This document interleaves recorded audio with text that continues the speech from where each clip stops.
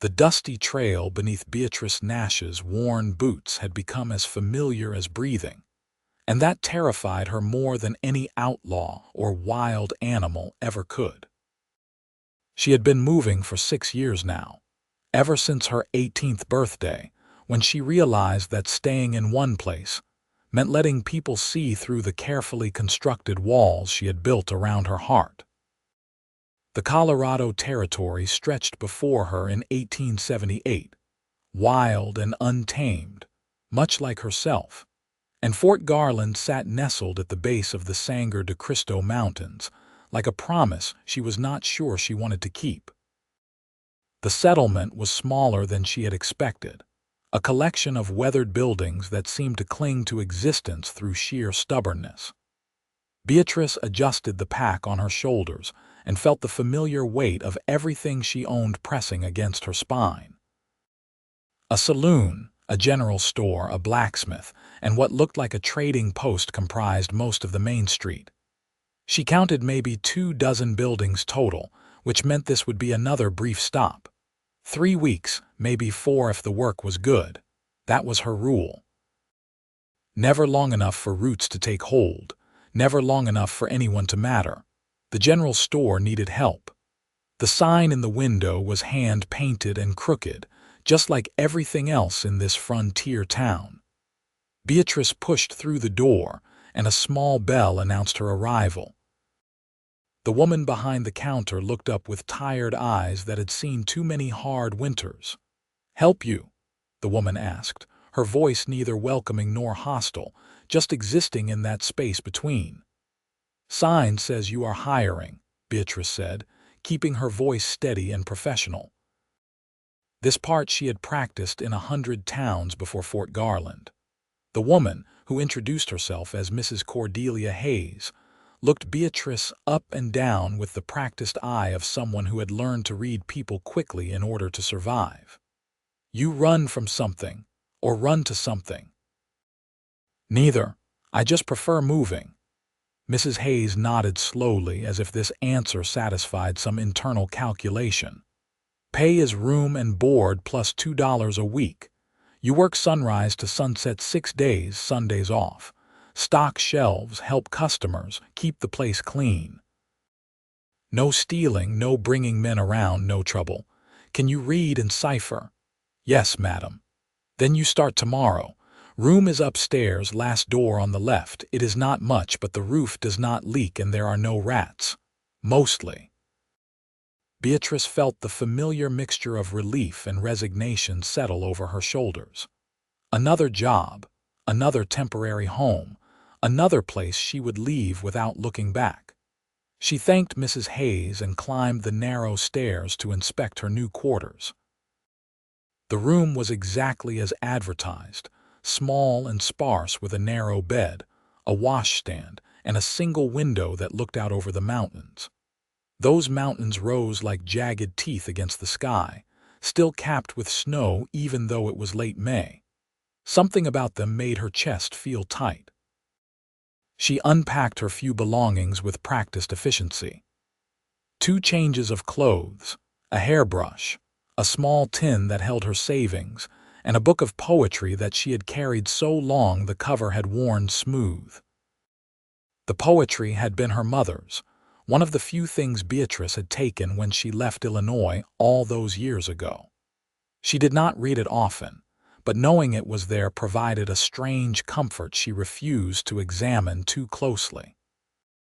That night, she ate a simple meal of bread and cheese in her room and fell asleep to the sound of wind whistling through the mountains. She dreamed of being chased by something she could not name, running down an endless road that never led anywhere, always moving but never arriving. Morning came with the pale light that made everything look washed out and temporary. Beatrice dressed and made her way downstairs to find Mrs. Hayes already opening crates of supplies. The older woman showed her where everything belonged, how to mark the inventory, and which customers would try to haggle. The work was familiar and mindless, which suited Beatrice perfectly. Mindless work meant less time to think, and thinking was dangerous. The morning passed in a blur of activity. Miners came in for tobacco and supplies, their faces weathered and their hands scarred from hard labor. A few ranch hands purchased rope and nails. Several women browsed the limited selection of fabric and thread, their conversations quiet and domestic. Beatrice helped them all with polite efficiency, never offering more than what was required, never asking questions that might invite them to ask questions in return. It was just past noon when the door opened, and the temperature in the room seemed to shift. Beatrice looked up from the bolt of calico she was measuring and felt her breath catch in her throat. The man who entered had to duck slightly to clear the doorframe, his shoulders so broad they seemed to fill the entire entrance. He was tall, well over 6 feet, with long dark hair that fell past his collar and a beard that was neatly trimmed despite his rugged appearance. His clothes marked him as a mountain man, all buckskin and leather, and he moved with the easy confidence of someone who spent more time in the wilderness than in civilization. But it was his eyes that arrested her completely. They were a startling shade of blue, bright against his sun-bronzed skin, and when they met hers, she felt something shift inside her chest that she immediately tried to suppress. "Help you?" she asked, proud that her voice remained steady. "Need salt, flour, coffee, and ammunition if you have it," he said. His voice was deep and rough like gravel rolling in a stream, and any news of supply trains coming through. Mrs. Hayes emerged from the back room, and her entire demeanor changed. "Yancy Zimmerman, as I live and breathe. Thought you had forgotten about us down here in civilization." The corner of his mouth quirked up in what might have been a smile. "Hard winter. Stayed up in the high country longer than planned." "This is Beatrice Nash, my new helper," Mrs. Hayes said, gesturing toward Beatrice. "Started just today. Beatrice, this is Yancy. He has a cabin up in the mountains and comes down maybe 4 times a year for supplies." Yancy nodded at Beatrice, those blue eyes studying her with an intensity that made her want to look away. She did not look away. "I will get your supplies together," Beatrice said, moving toward the storage area with perhaps more haste than necessary. Her hands shook slightly as she measured out the salt and flour, and she cursed herself for the reaction. He was just a man. She had seen hundreds of men in dozens of towns, and none of them had ever made her feel like the floor was tilting beneath her feet. She gathered everything on his list and tallied the cost, her mind automatically calculating the figures even as part of her awareness remained fixed on his presence in the room. He paid in silver coins and gold dust, and when their fingers brushed during the exchange, she felt a jolt that traveled up her arm and settled somewhere behind her ribs. "Supply train should be here in 2 weeks, weather permitting," Mrs. Hayes was saying. "Supposed to have more variety than usual, or so the telegram said." "Obliged," Yancy said, gathering his purchases with ease despite their bulk. He paused at the door and looked back at Beatrice. "Welcome to Fort Garland, Miss Nash. Hope you find it to your liking." Then he was gone, and the room felt larger and emptier than it had before. Beatrice realized she had been holding her breath and released it slowly. "Do not get any ideas about that one," Mrs. Hayes said quietly. "Yancy Zimmerman is married to those mountains same as some men are married to whiskey. He is not the settling down type, and from the looks of you, neither are you." "I have no ideas about anyone," Beatrice said firmly. "I am just here to work." But that night, lying in her narrow bed, she found herself thinking about blue eyes and broad shoulders and a voice that sounded like distant thunder. She pushed the thoughts away and reminded herself of her rules.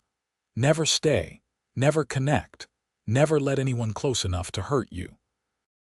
It had worked for 6 years. It would work now.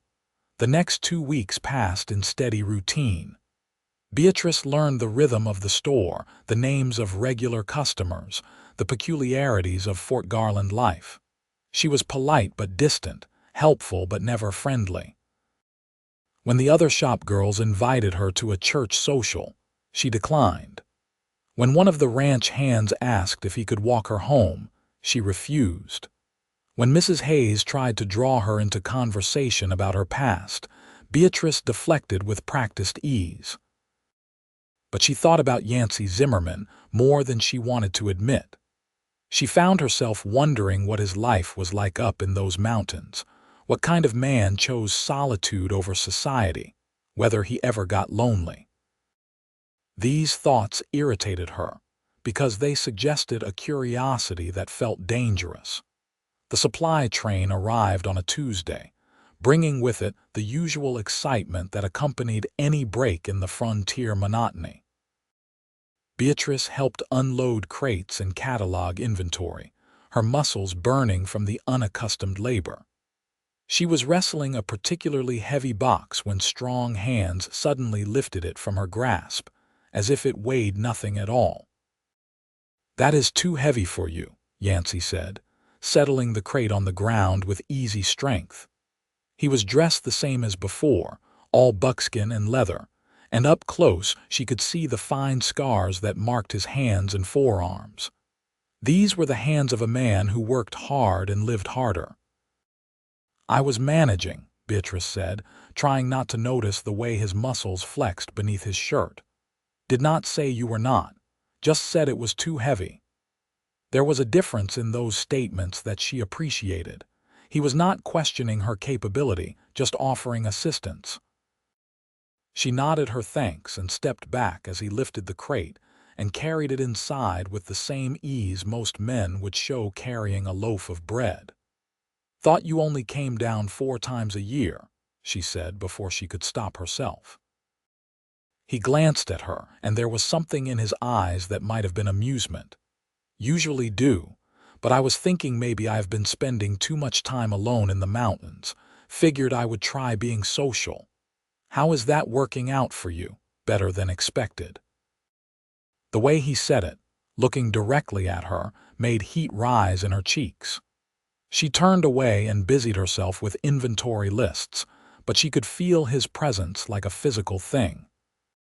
He helped unload the rest of the supplies, and Beatrice tried very hard not to watch the play of muscles across his back and shoulders. She failed. When the work was done, Mrs. Hayes invited Yancy to stay for supper, and to Beatrice's surprise, he accepted. They ate in the small kitchen behind the store, simple food that Mrs. Hayes prepared with practiced efficiency. Beef stew and fresh bread, butter and preserved peaches. Beatrice sat quietly, contributing little to the conversation, but she listened as Mrs. Hayes and Yancy discussed the town news, the weather, the rumors of railroad expansion. "How long you planning to stay in Fort Garland, Miss Nash?" Yancy asked suddenly, turning those blue eyes on her. "As long as the work lasts," she said carefully, "and then I move on." "To where?" "Wherever the next town is." He studied her with an intensity that made her uncomfortable. "That is a lonely way to live." "So is hiding in the mountains," she replied before she could think better of it. Mrs. Hayes made a small sound that might have been a laugh, but Yancy just nodded slowly. "Fair point, though I would argue there is a difference between choosing solitude and running from connection." "Maybe they are the same thing," Beatrice said quietly. "Maybe," he agreed. "Or maybe one is about finding peace and the other is about avoiding pain." The words hit too close to home, and Beatrice stood abruptly, gathering plates with hands that trembled slightly. "I should clean up," she said, not meeting anyone's eyes. She spent the next 20 minutes washing dishes with more vigor than necessary, trying to settle the uncomfortable churning in her stomach. When she finally returned to the main room, Yancy was preparing to leave. He thanked Mrs. Hayes for the meal, nodded politely to Beatrice, and headed for the door. "Yancy," Mrs. Hayes called after him, "You planning to come down for the summer festival? Whole town will be there." He paused, one hand on the door frame.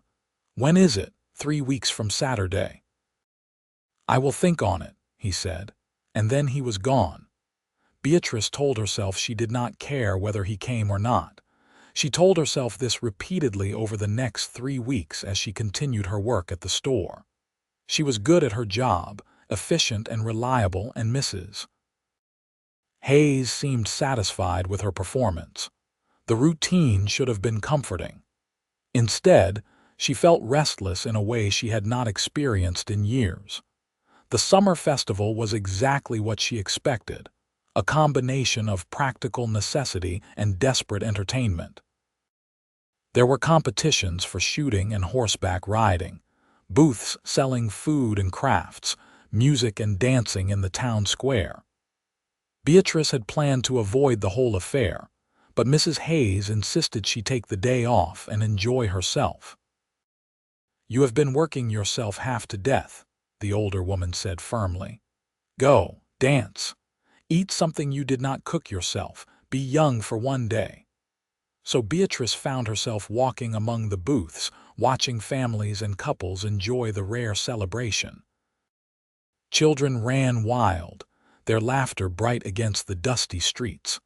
Women showed off their best dresses and men competed for prizes. It all felt foreign and familiar at once, a reminder of a life she had left behind. She was watching a group of fiddlers tune their instruments when she felt someone step up beside her. She knew who it was before she turned, some sixth sense that had developed over the past weeks. "You came," she said to Yancy, trying to keep her voice neutral. "Told Mrs. Hayes I would think on it," he replied. "Thought about it and decided maybe it was time to remind myself what civilization looks like, and still prefer the mountains." Despite herself, Beatrice smiled. "Me too, though I have not spent much time in them." "You should. Different world up there, quieter, cleaner. Honest. Honest. Mountains do not lie, they are what they are. Storm coming, they show you. Danger ahead, they warn you. They do not pretend to be something they are not."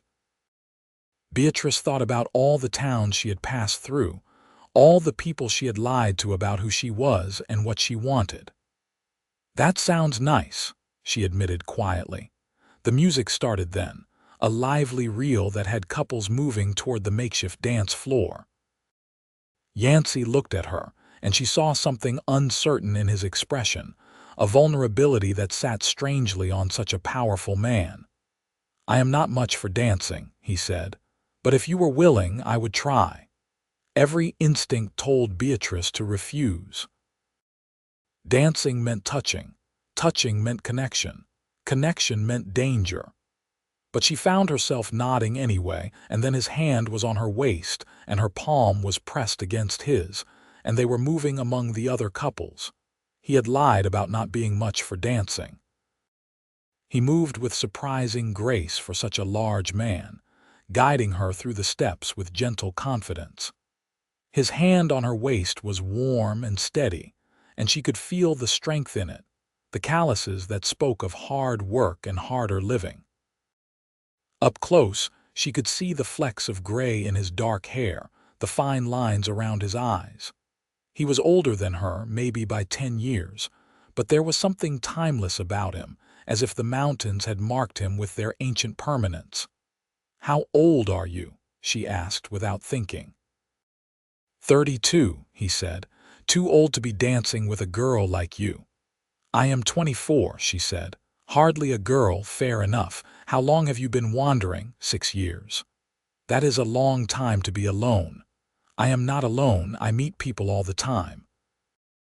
Meeting people and being with people are different things. The song ended and another began, slower this time. Couples moved closer together, and Yancy's hand tightened slightly on her waist. Beatrice knew she should step away, should thank him and walk off before this went any further. Instead, she stayed. "What happened that made you start running?" Yancy asked quietly. "What makes you think I am running?" "Because I recognize the look. Spent enough time running myself before I found those mountains." What were you running from? The war. The things I did. The man I was. He said it simply, without shame but without pride either. Fought for 4 years and came home to nothing. Family gone, farm sold, friends dead. Tried to settle in towns but kept feeling like I was suffocating. Moved west, kept moving until I found a place that felt right. Built a cabin, learned to trap and hunt, figured out how to survive. Been there 8 years now. Beatrice processed this information, surprised by his honesty. Do you still feel like you are running? No, now I am just living. There is a difference. What is the difference? Running means you are afraid. Living means you have found peace. The words settled over her like a weight. I do not know if I will ever find peace. Maybe you are looking in the wrong places.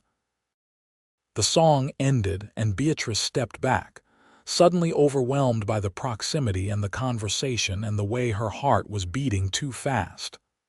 Thank you for the dance, she said formally. Beatrice, he said, and her name in his mouth sounded different, important. I know this is forward, but would you consider letting me show you the mountains? Just for a day. I promise I am safe and I mean you no harm. I just think you might like them and I would like to share them with you. Every rule she had ever made screamed at her to refuse. Instead, she heard herself say, when? Next Sunday, if the weather holds. I will bring an extra horse. We will leave at dawn and be back before dark. She nodded, not trusting herself to speak, and then she walked away before she could change her mind or examine too closely why she had agreed. Behind her, she could feel his eyes following her progress, and the weight of his gaze made her feel exposed and seen in a way that was both terrifying and exhilarating. The week passed with agonizing slowness. Beatrice worked in the store and tried not to think about Sunday, which meant she thought about little else. She told herself this was foolish, that she was breaking all her own rules, that nothing good could come from getting involved with anyone, especially a mountain man who lived half a world away from civilization. But her arguments felt hollow, and Sunday morning found her dressed in her most practical clothes, waiting outside the store as the sun painted the mountains gold and pink. Yancy arrived just as the first rays of sunlight touched the highest peaks, leading 2 horses with the same easy confidence he brought to everything. One was his own mount, a big roan gelding that looked as tough and resilient as its owner. The other was a smaller mare, gray with kind eyes. This is Silver, he said, indicating the mare. She is gentle and sure-footed. She will take good care of you. Beatrice had ridden before, though not often, and she accepted his help mounting with only minor embarrassment at the contact.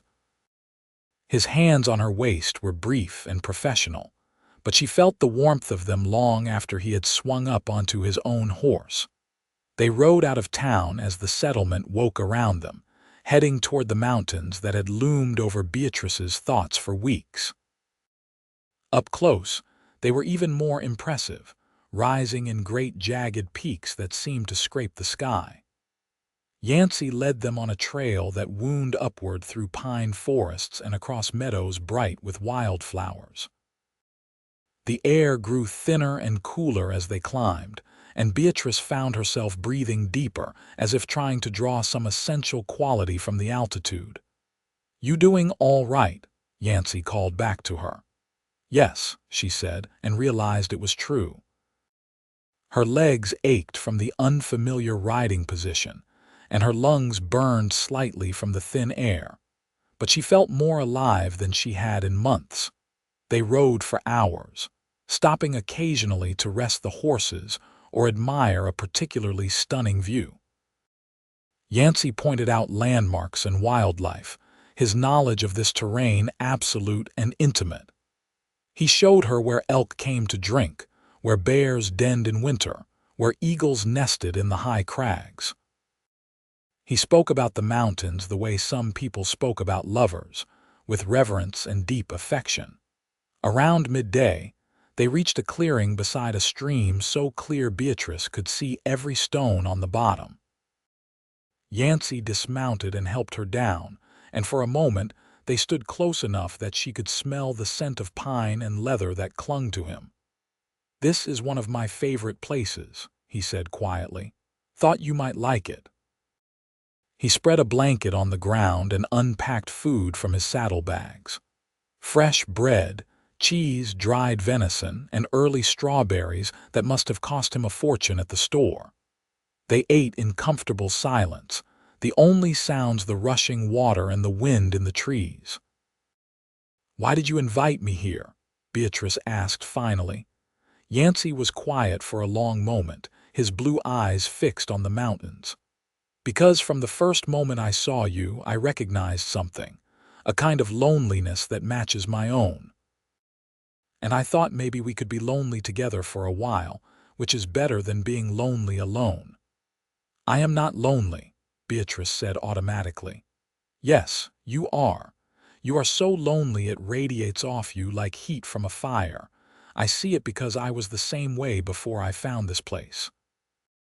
Beatrice looked down at her hands, calloused from work and rough from travel. "I do not know how to stop moving," she admitted quietly.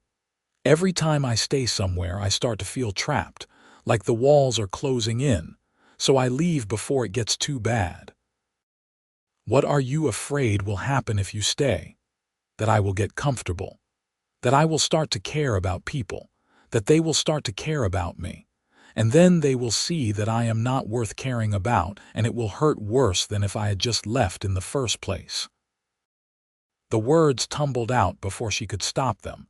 6 years of running distilled into one terrible truth. She expected him to laugh or dismiss her fears, but instead he nodded slowly. "Someone made you believe you were not worth staying for," he said. "It was not a question." "My father," she whispered. "He left when I was 10, just walked out one day and never came back. My mother spent the next 8 years waiting for him, getting thinner and sadder until she just sort of faded away. I swore I would never be like her, never wait for someone who did not want me. Never care enough to break like that. So you leave first." "Yes. That is not living, Beatrice. That is just a different kind of dying." She looked up at him then, anger flashing hot in her chest. "You are one to talk, hiding up in these mountains." "I am not hiding," he said calmly. "I am here because I want to be, not because I am afraid to be anywhere else. I go to town when I need to. I have friends I see. I could leave tomorrow if I wanted." "Could you? If you found some place you liked, could you actually stay, or would the fear drive you away?" The question hung in the air between them, sharp and uncomfortable. Beatrice wanted to deny it, to insist that she was free and he was wrong, but the words stuck in her throat. Because he was right. She was not wandering by choice. She was running from fear. "I do not know how to be any different," she said finally, her voice breaking. Yancy moved closer, his large frame somehow careful and gentle. "Maybe you start by staying in one place long enough to find out if the fear is justified. Maybe you let yourself care about someone just a little and see if the world ends. Maybe you trust that not everyone will leave." "How do you know you will not leave?" she challenged. "I do not," he said honestly. "I could get killed by a bear or a rock slide or any of 100 things that can go wrong in these mountains. But that is not the same as choosing to leave. That is just life being uncertain. The question is whether you are willing to risk the uncertainty for the chance at something real." Beatrice felt tears prick her eyes and blinked them back furiously. "Why do you care?" "Because I think you are brave and smart and stronger than you know. Because when I look at you, I see someone worth staying for. And because I have spent 8 years in these mountains alone, and I did not realize how lonely I was until I met you." The honesty in his words stole her breath. She looked up at him, at this big, quiet man who had shown her nothing but kindness and patience, and felt something crack open inside her chest. It hurt, and it felt like relief all at once. "I am afraid," she whispered. "I know. So am I." He reached out slowly, giving her time to pull away, and when she did not, he cupped her face in his scarred, calloused hand. His touch was gentle, reverent, and when he leaned down to kiss her, it was the softest thing she had ever felt. His lips were warm and careful against hers, asking rather than demanding, and Beatrice felt herself melt into the contact. The kiss deepened slowly, naturally, and Beatrice brought her hands up to rest against his chest. She could feel the solid strength of him, the steady beat of his heart beneath her palms. When they finally broke apart, she was breathing hard and her face felt hot. "I have never," she started, then stopped, unsure how to finish. "Never what?" he asked gently.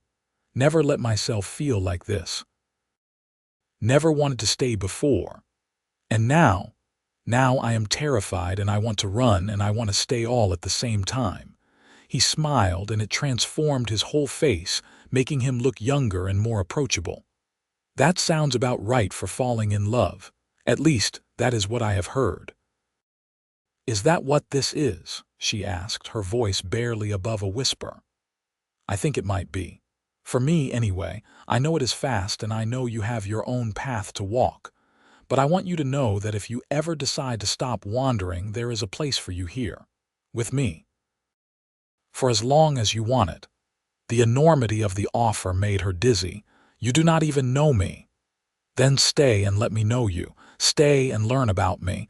We will figure it out together." Beatrice looked around at the clearing, at the mountains rising in majestic silence, at the man who had shown her a kind of peace she had forgotten existed.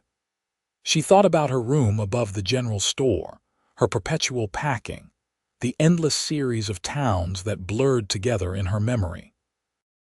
She thought about what it might be like to wake up in the same place 2 days in a row, to let herself care about someone without immediately calculating the least painful exit strategy.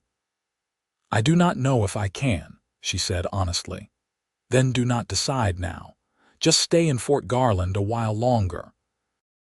See what happens. If you need to leave, I will understand, but give it a chance." She nodded, not trusting her voice, and he kissed her again, slower this time, deeper. When they finally pulled apart, the sun had moved considerably in the sky. "We should head back," Yancy said reluctantly. "Promise to have you home before dark." The ride down the mountain was quieter than the ride up, but it was a comfortable quiet, charged with new understanding. Beatrice's mind raced with thoughts and fears and possibilities, but beneath all of it was a small, warm kernel of something that felt dangerously like hope. When they reached Fort Garland, the sun was just touching the horizon, painting the sky in shades of orange and purple. Yancy helped her dismount, his hands lingering on her waist. "Can I see you again?" he asked. "When do you usually come to town?" "Usually not for another month, but I could make an exception." "Next Sunday," she suggested, her heart pounding. His smile was brilliant. "Next Sunday." He kissed her once more, brief and sweet, and then swung back up on his horse. Beatrice watched him ride away until he was just a dark shape against the mountains, and even then she stood there, one hand pressed to her lips where she could still feel the ghost of his kiss. Mrs. Hayes was waiting when Beatrice finally went inside, her expression knowing but not unkind. "Have a good day." "Yes," Beatrice said simply. "Yancy Zimmerman is a good man, quiet but good. If you are thinking of staying, you could do worse." "I am not sure I am staying." "But you are thinking about it, which is more than you were doing a week ago." Beatrice could not argue with that logic. She went upstairs to her small room and sat on the narrow bed, trying to process everything that had happened. Her whole body felt different, alive in a way that was both wonderful and frightening. She touched her lips again, remembering the feel of his mouth on hers, the gentleness in his strong hands. That night, she pulled out her mother's book of poetry and read by candlelight until her eyes grew heavy. The words spoke of love and loss, hope and heartbreak, and for the first time in years, Beatrice let herself imagine what it might be like to have someone to share them with. The week passed in a blur of work and anticipation.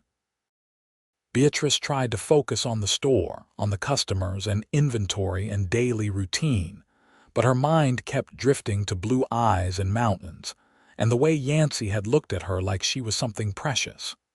She caught herself smiling for no reason, and Mrs.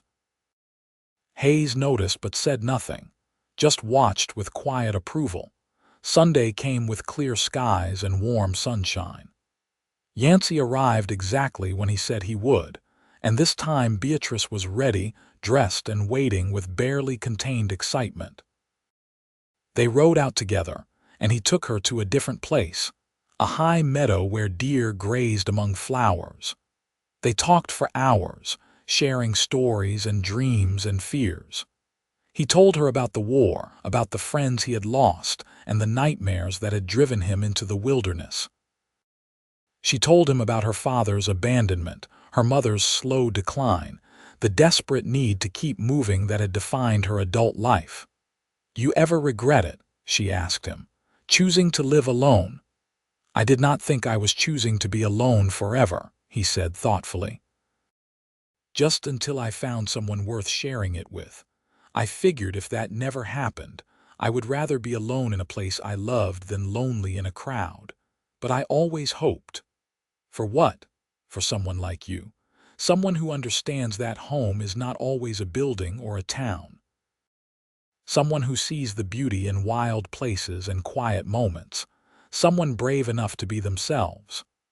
"I am not brave," Beatrice protested. "You are the bravest person I know. You have been surviving on your own for 6 years, moving from place to place, making your own way. That takes courage most people cannot imagine. It does not feel brave. It feels like cowardice." "Then maybe it is time to redefine what bravery means for you. Maybe staying is the brave thing now." The words echoed in her mind for days afterward. Staying as bravery. It was a concept she had never considered, always associating staying with weakness, with her mother's sad waiting. But maybe there was a difference between waiting for someone who would never return and choosing to build a life with someone who wanted to stay. The weeks turned into months, and Beatrice found herself still in Fort Garland as summer deepened into golden warmth. She and Yancy fell into a pattern of Sunday visits, and sometimes he would come down midweek as well, just to see her for an hour or two.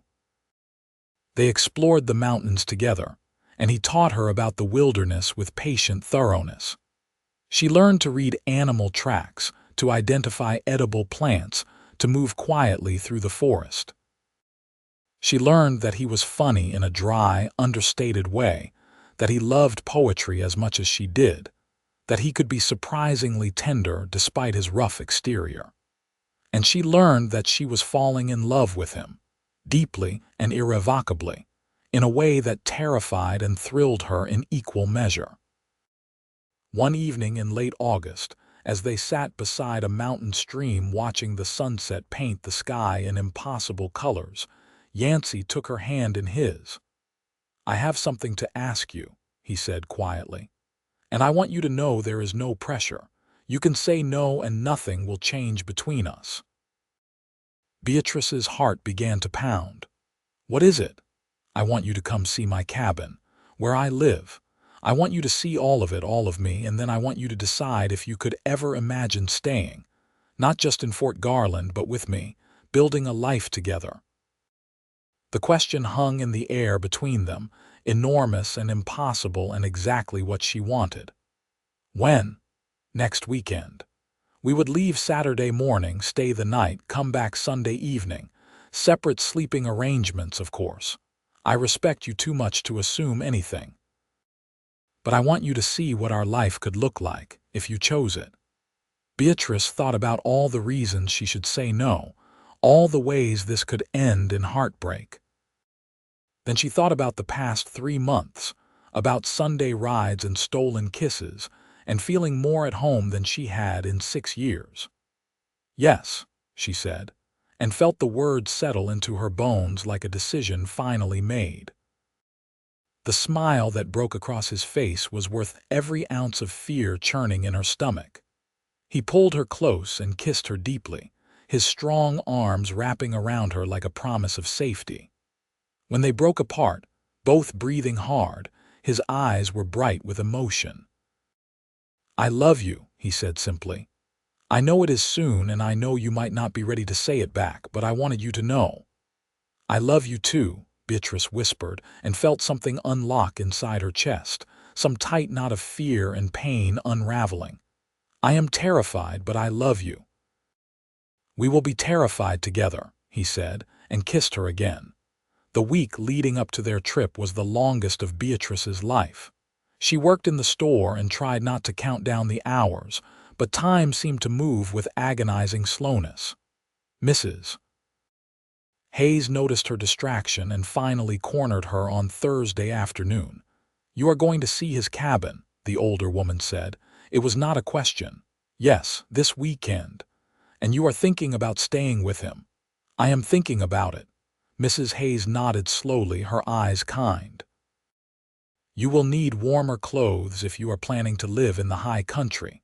And you will need to know how to preserve food, how to manage supplies through a long winter. I can teach you some of that if you want." Beatrice felt tears prick her eyes at the casual acceptance, the practical support. "You think I should do it? I think you have been running towards something your whole life, and maybe you finally found it.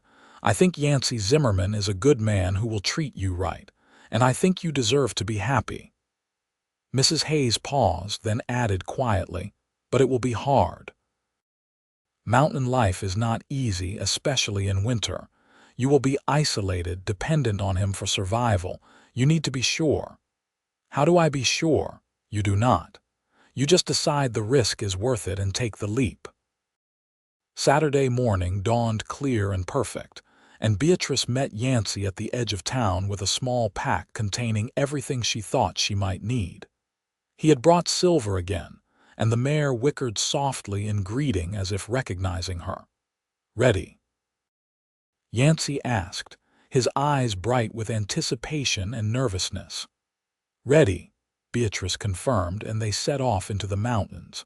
The ride was longer than their previous trips, following trails that grew progressively narrower and steeper. They climbed high into the wilderness, leaving behind any trace of civilization, until Beatrice began to understand the kind of solitude Yancy had chosen. It was complete and profound, a separation from the world that was both intimidating and oddly peaceful. They stopped for a midday meal in a grove of aspens, their leaves already beginning to turn gold at the edges. "How much further?" Beatrice asked. "Another 2 hours. The cabin is in a valley between 3 peaks, good hunting, fresh water, protected from the worst of the winter winds."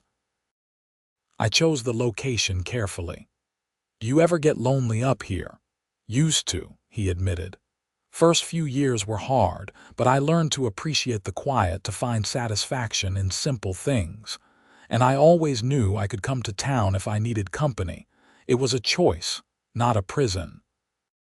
They rode on, and as the afternoon light began to slant golden through the trees, they crested a ridge and Yancy pointed down into the valley below. "There," he said simply. Beatrice looked and felt her breath catch. The cabin sat nestled against the trees at the edge of a meadow, built from logs that had weathered to a soft gray. It was larger than she had expected, solid and well-made, with a stone chimney and a covered porch. Behind it, she could see outbuildings for storage and animals. A stream ran nearby and the meadow was thick with grass. The whole scene looked like something from a painting, achingly beautiful and impossibly remote. "You built this?" she asked in wonder. "Took me 2 years, but yes. Every log, every stone, it is not fancy, but it is solid. Keeps out the cold and the bears, which is all that really matters up here."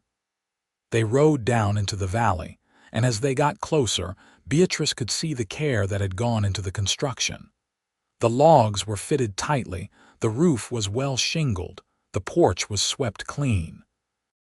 This was not just a shelter. This was a home, built with intention and pride. Yancy helped her dismount and led her inside. The interior was dim until he lit several lanterns, and then warm light filled the space. It was one large room with a sleeping loft above, furnished simply but comfortably.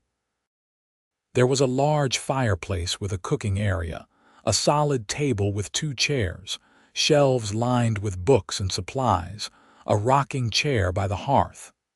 Everything was clean and organized, speaking to years of solitary discipline. "It is beautiful," Beatrice said honestly. "The loft is yours for tonight," Yancy said, pointing to the ladder that led up to the sleeping area. "I will take the floor down here. There are blankets and everything you should need." He showed her around with obvious pride, pointing out the features he had added over the years. A root cellar dug into the hillside for cold storage, a smokehouse for preserving meat, a small barn that currently housed his roan and would provide shelter for Silver, a garden plot where he grew vegetables in the short mountain summer. "I am mostly self-sufficient," he explained. "Come to town 3 or 4 times a year for things I cannot make or grow myself. Salt, flour, coffee, ammunition, tools. But otherwise I provide everything I need." "What do you do all day?" Beatrice asked, trying to imagine the rhythm of this isolated life. "Hunt, trap, fish. Tend the garden, chop wood, make repairs. Raid, think, watch the seasons change. It is simple but satisfying. I know where every meal comes from, know I can survive by my own skills. There is a freedom in that." They spent the evening talking by the fire, Yancy explaining the realities of mountain living with honest directness. The harsh winters that could last 6 months. The constant work required to maintain the cabin and supplies. The dangers from animals and weather and simple accidents. The loneliness that could set in during the long dark months when the snow piled high and town was unreachable. "I am not trying to scare you," he said. "I just want you to understand what you would be choosing. It is a hard life in many ways, beautiful but hard." "Would I be a burden?" Beatrice asked quietly. "Would I make it harder?" Yancy looked at her with such tenderness it made her chest ache. "You would make everything easier, having someone to share the work, share the quiet, share the beauty. Coming back from a hunt to find the fire burning and food cooking and a smile waiting for me. Going to sleep with you beside me and waking up to your face. That would not be a burden. That would be everything I have ever wanted." He reached across the space between their chairs and took her hand. "But it has to be what you want too. I will not ask you to give up your freedom if this life does not call to you. I love you enough to let you go if staying would make you unhappy." Beatrice looked around the cabin, at the life Yancy had built with his own hands. She thought about Fort Garland and the general store, about the endless series of towns she had passed through. She thought about what it meant to choose something, to commit to a place and a person and a future. "Can I see the loft?" she asked. He showed her up the ladder to the sleeping area, which was surprisingly cozy. There was a real bed with a thick mattress, quilts piled high, a small window that looked out over the meadow. Yancy had clearly prepared for her visit, everything clean and welcoming. "I will leave you to get settled," he said. "Good night, Beatrice." "Yancy," she said, catching his arm before he could descend the ladder. "Thank you for showing me this, for being patient with me, for loving me even though I am difficult and scared." He cupped her face in his hand, his thumb brushing across her cheekbone. "You are worth every moment of patience. Sleep well." He kissed her softly and then disappeared down the ladder, leaving her alone in the loft. Beatrice changed into her nightdress and crawled under the quilts, which smelled faintly of pine and wood smoke. Through the small window, She could see stars blazing in impossible numbers, undimmed by any town lights. The silence was absolute, broken only by the distant call of an owl and the soft sounds of Yancy moving around below. She had never felt so far from everything she knew. She had also never felt so close to something real.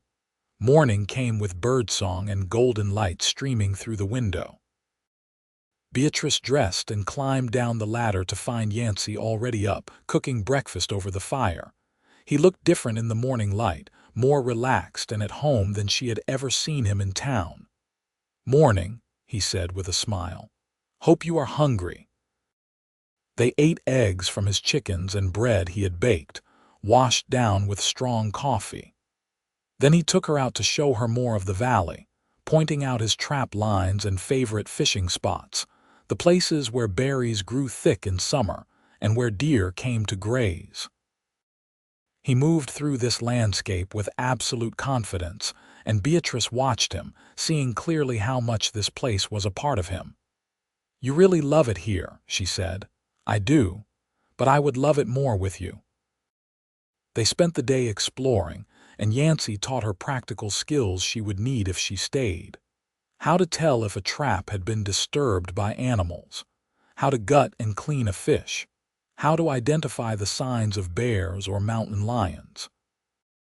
It was knowledge born from years of experience, shared with patience and care.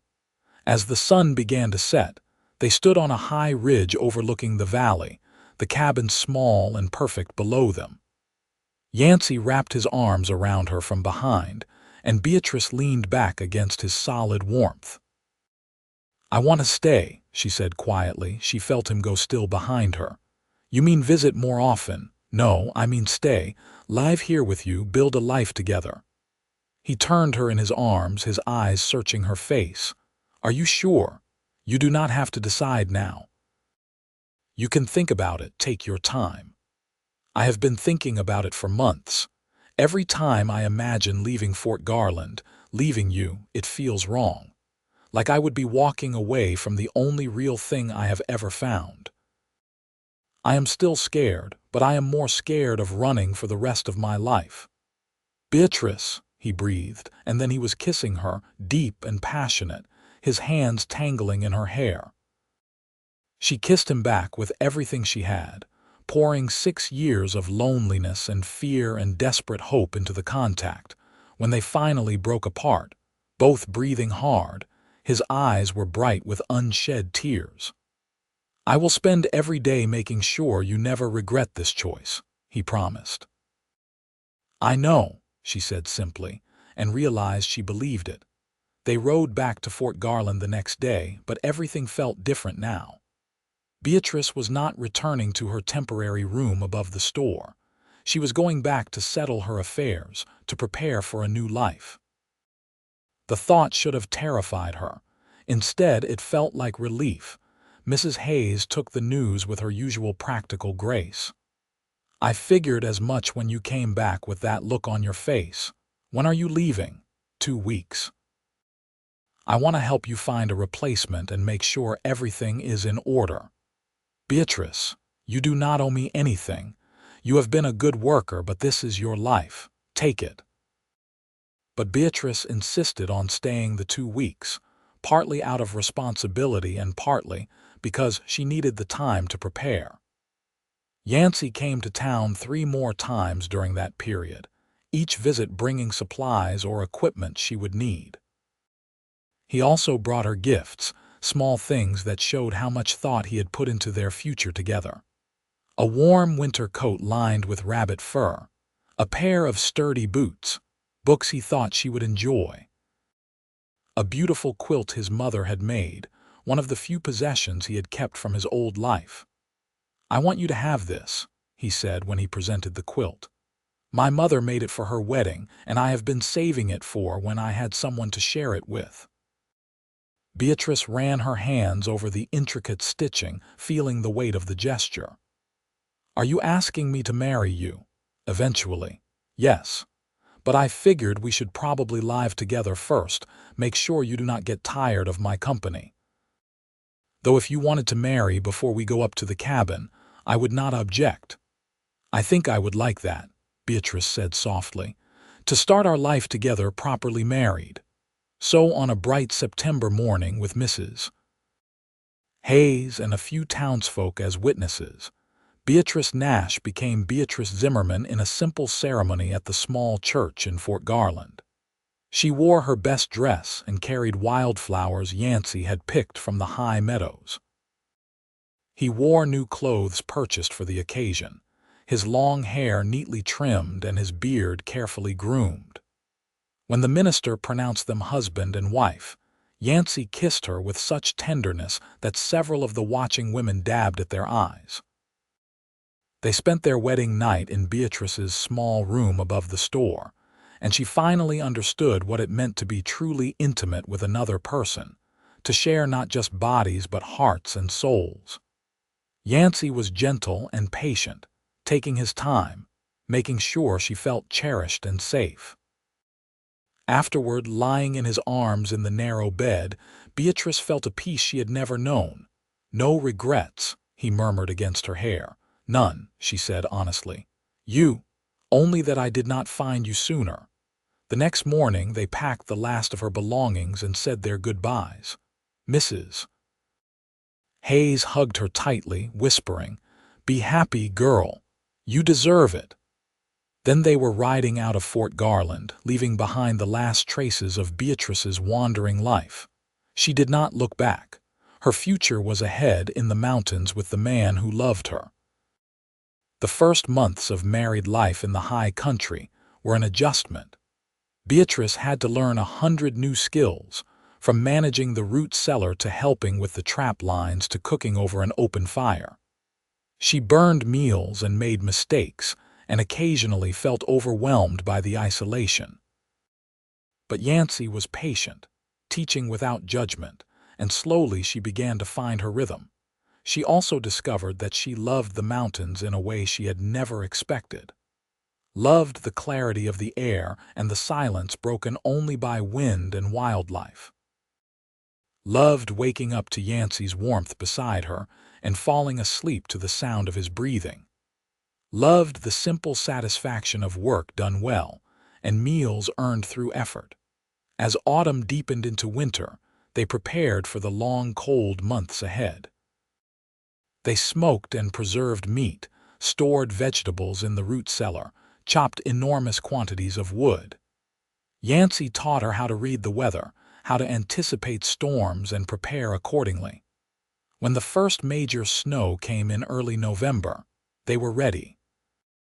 The winter was harder than Beatrice had imagined. The snow piled higher than the windows, and for weeks at a time they were completely cut off from the outside world.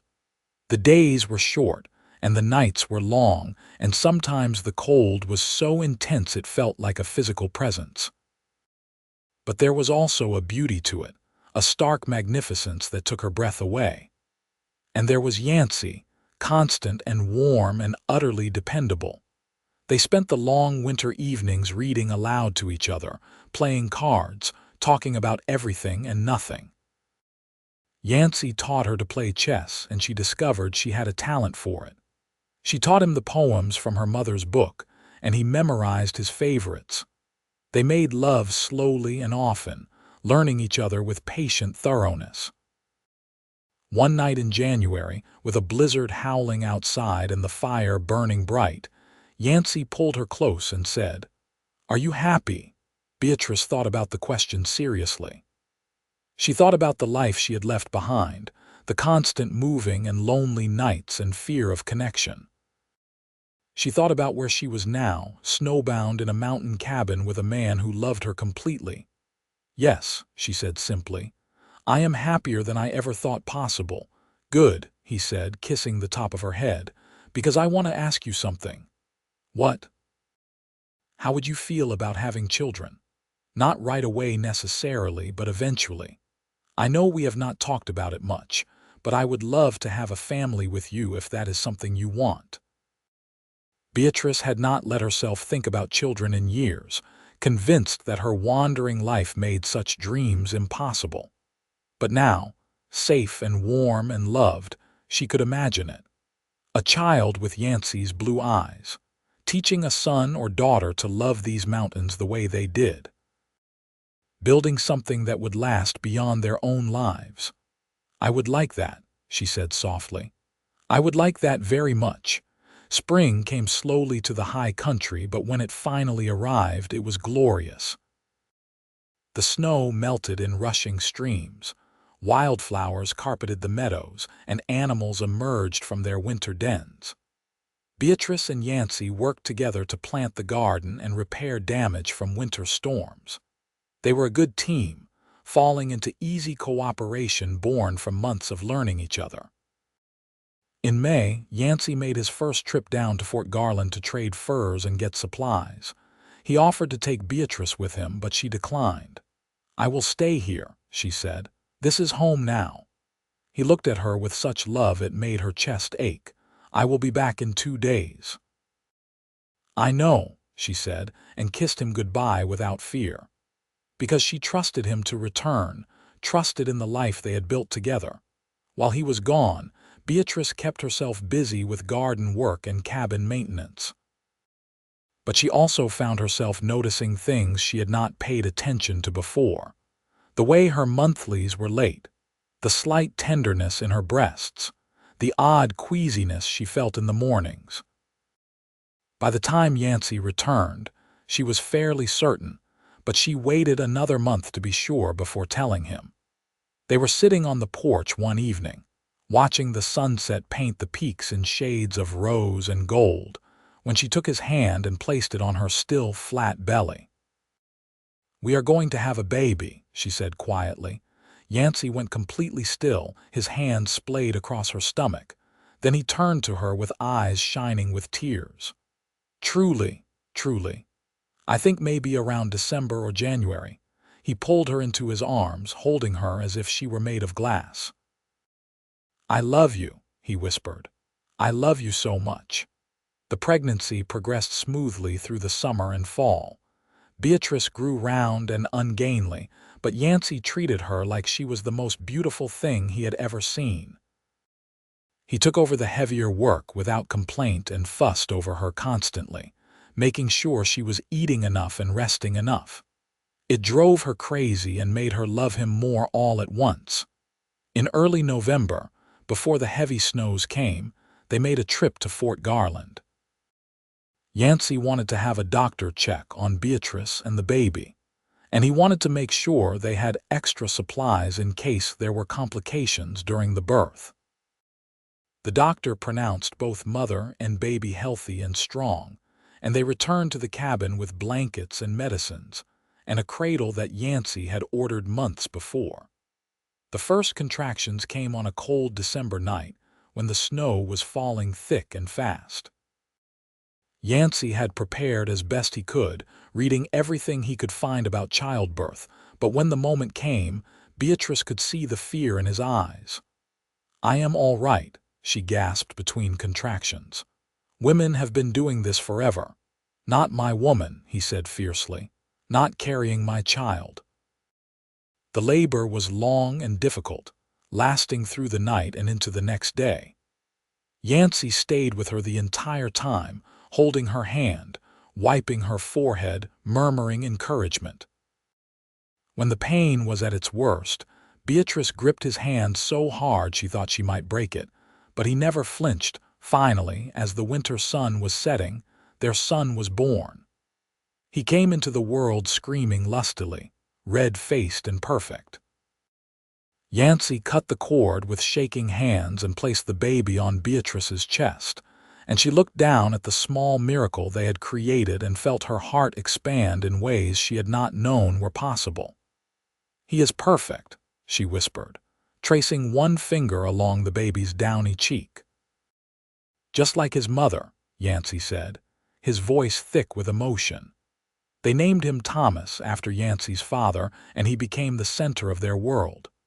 Those first months were exhausting and wonderful, filled with sleepless nights and constant worry and joy so intense it was almost frightening. Beatrice learned to nurse and change and soothe, discovering reserves of patience she had not known she possessed.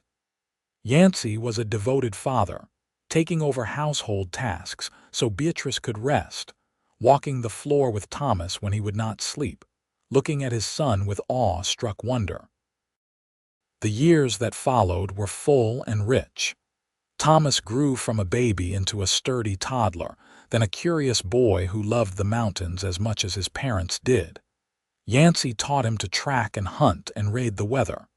Beatrice taught him to read and write and appreciate the beauty in quiet moments. They were a family, complete and happy in their remote valley. When Thomas was 3, a daughter arrived. They named her Sarah, and she had her father's blue eyes and her mother's dark hair. 2 years later came another son, James, who was quieter than his siblings but just as loved. The cabin that had once seemed so spacious now rang with the sounds of children, and Yancy built additions to give them more room.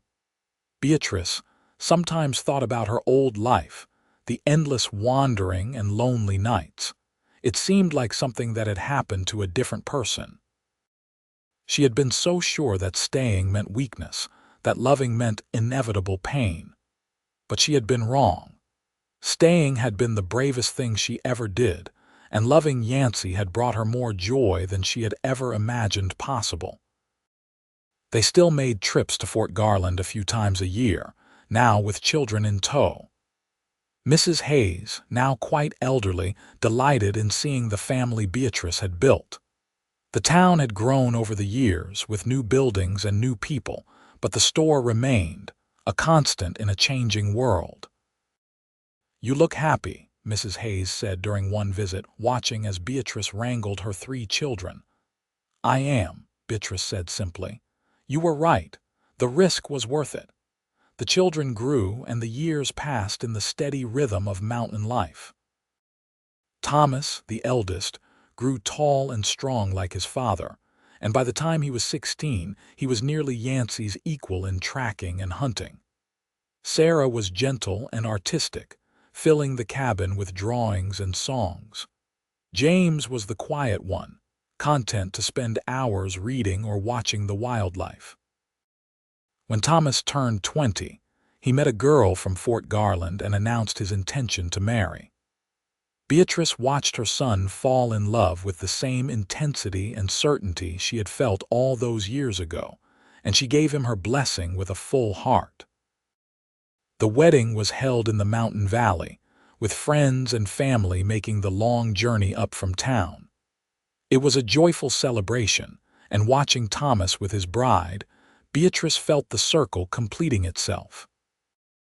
Sarah married at 22, a rancher's son who promised to keep her close to the mountains she loved.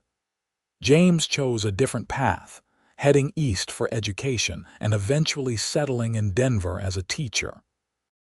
Beatrice worried about him being so far away, but Yancy reminded her that they had to let their children find their own paths, just as they had found theirs. The years continued to roll past.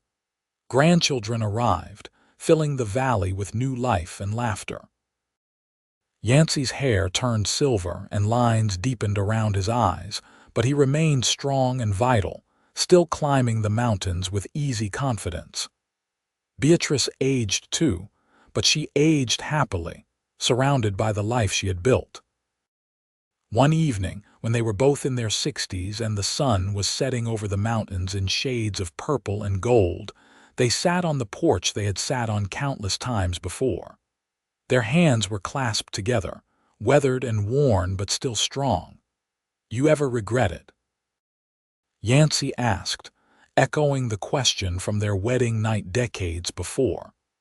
Giving up the wandering, Beatrice looked out at the valley, at the mountains that had become as familiar as breathing, at the cabin that held so many memories. She thought about the woman she had been, always running, always afraid. She thought about the woman she had become, rooted and loved and whole. "Never," she said firmly. "This was always where I was meant to be. I just had to wander long enough to find it." "I am glad you did," Yancy said, bringing her hand to his lips.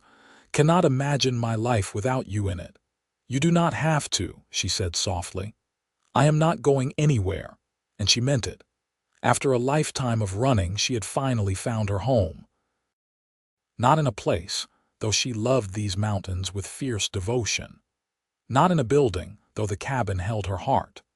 But in the man beside her, in the family they had created, in the choice she made every day to stay and love and be present.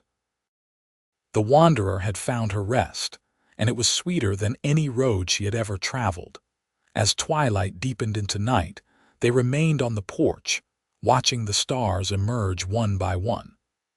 Thomas lived just over the ridge now with his own growing family, and Sarah was only a day's ride away.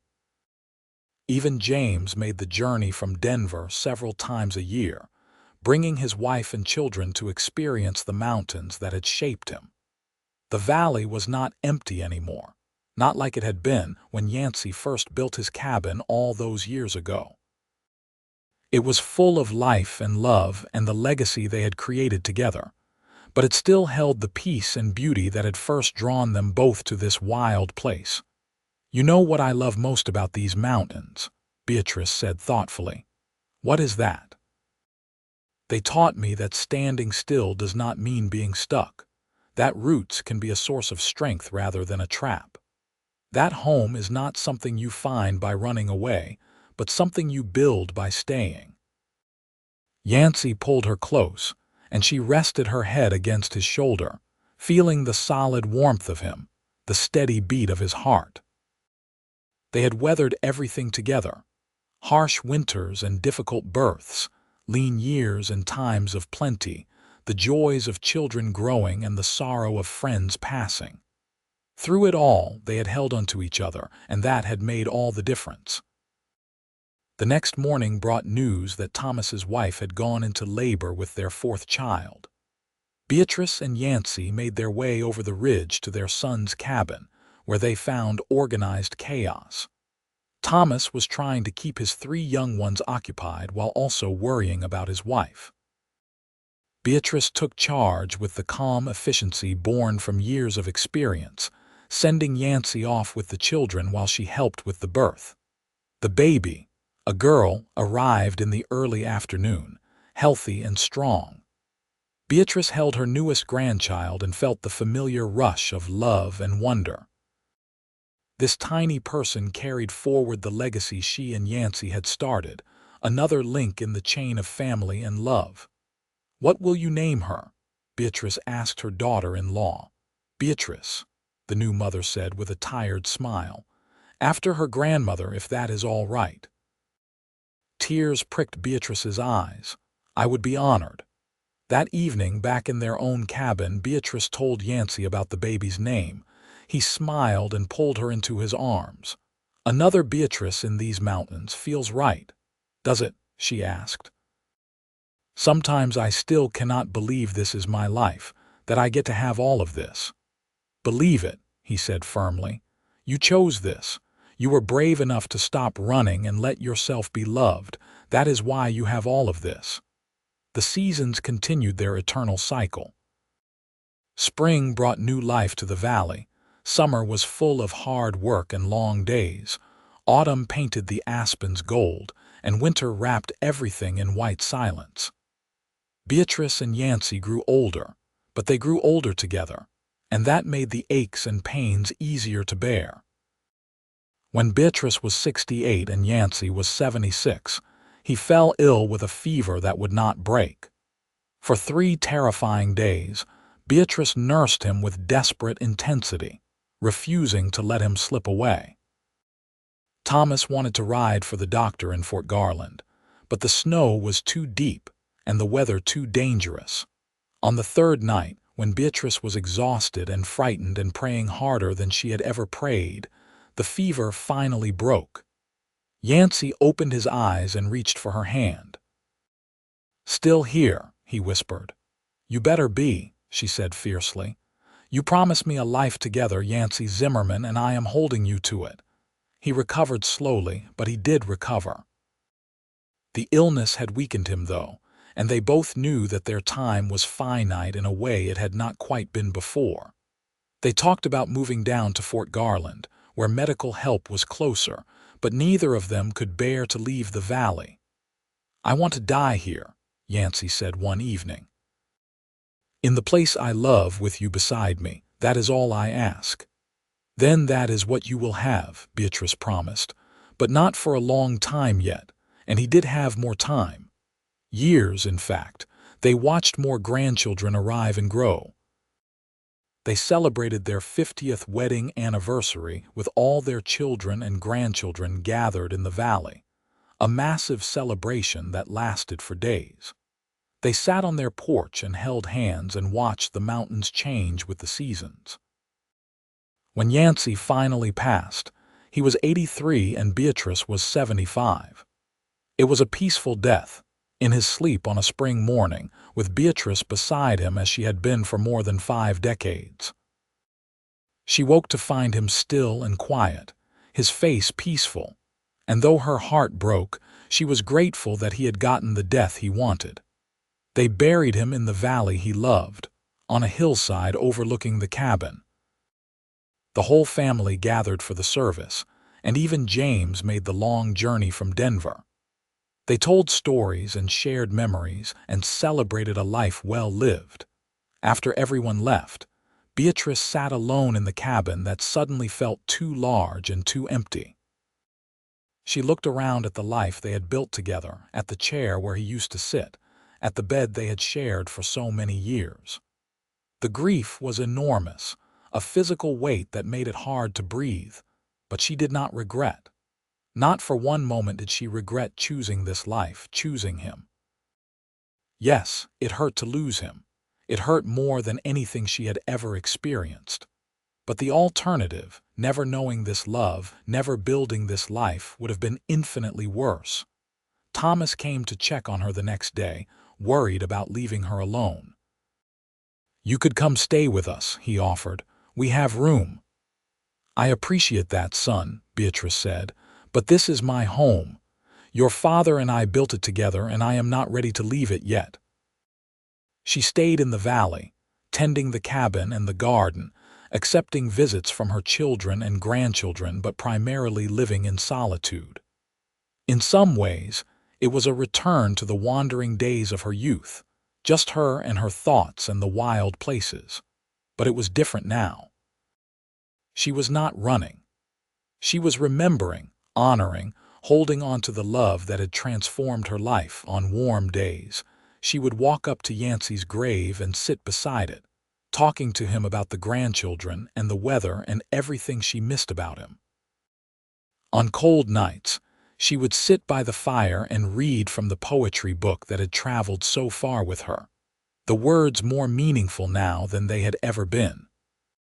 3 years after Yancy's death, on a brilliant autumn morning when the aspens were pure gold against the blue sky, Beatrice woke feeling different. Not sick, exactly, just tired in a bone-deep way that suggested her own time was coming. She was not afraid. She had lived a long, full life, had loved and been loved, had built something that would last beyond her years. She spent the day putting things in order, writing letters to her children, making sure everything was arranged. That evening, she sat on the porch and watched the sunset paint the mountains in shades of rose and amber, the same view she had seen thousands of times but never tired of. "I am ready," she said quietly to the man she could not see but felt all around her. "I am ready to come home to you." That night, Beatrice Nash Zimmerman died peacefully in her sleep, in the bed she had shared with her husband, in the cabin they had built together, in the mountains that had taught her what home truly meant. They buried her beside Yancy on the hillside overlooking the valley. Her children and grandchildren and great-grandchildren gathered to honor a woman who had found the courage to stop running, who had built a legacy of love in the wilderness, who had proven that staying could be the bravest choice of all. The cabin remained in the family, passing down through generations. Each summer, descendants would gather in the valley for a reunion, telling stories about the wanderer who became the matriarch, about the mountain man who loved her, about the life they built in the high country. And on quiet evenings when the wind whispered through the pines and the last light touched the mountain peaks, some swore they could feel the presence of two souls still walking the valley together, forever home in the place where they had found each other and themselves. The wanderer had finally stopped wandering, and in stopping, she had found everything she had been searching for all along.